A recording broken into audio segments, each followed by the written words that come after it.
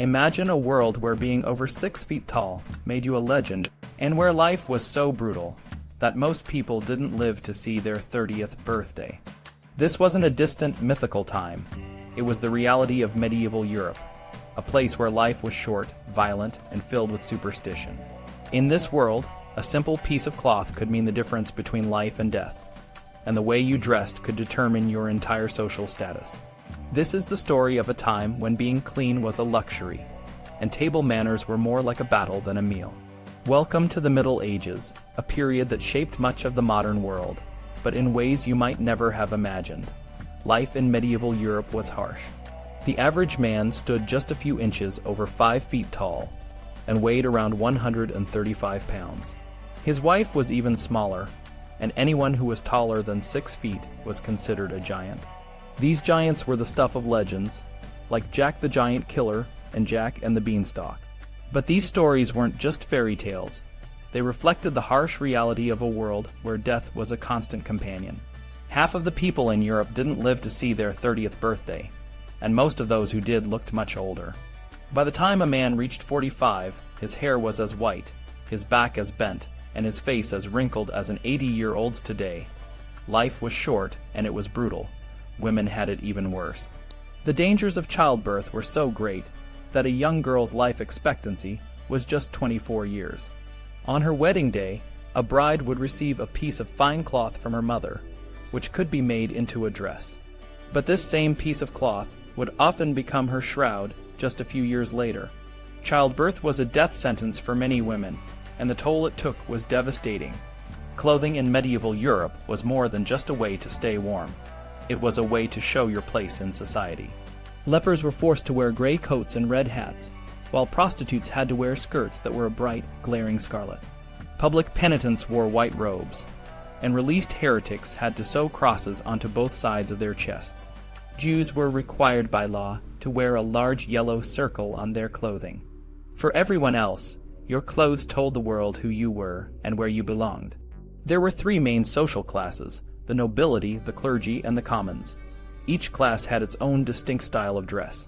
The nobility, or the aristocracy, wore the most elaborate and expensive clothing. They adorned themselves with jewelry, fine fabrics, and fur. Knights in particular wore signet rings and carried falcons, which were symbols of their status.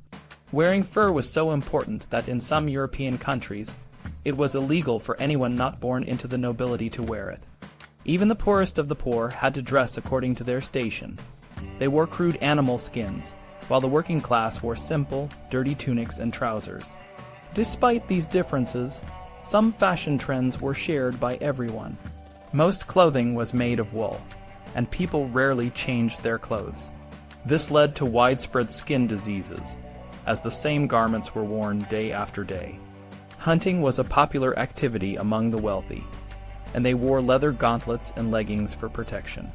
But for most people, clothing was a practical necessity, not a fashion statement. The way people dressed reflected the rigid social hierarchy of the time. Everyone knew their place in society, and they believed it was determined by God. It was important to dress in a way that matched your social status, and this was strictly enforced. Even the smallest details, like the color of your hat or the pattern on your robe, could reveal your position in the social order. Table manners in medieval Europe were nothing like what we know today. Meals were often chaotic, and people ate with their hats on. Men would beat their wives at the table, and it was common to see people gnawing on bones or chewing on sausages while they talked. Hygiene was virtually non-existent. People rarely bathed, and they often wiped their noses on their sleeves or on the sleeves of their servants.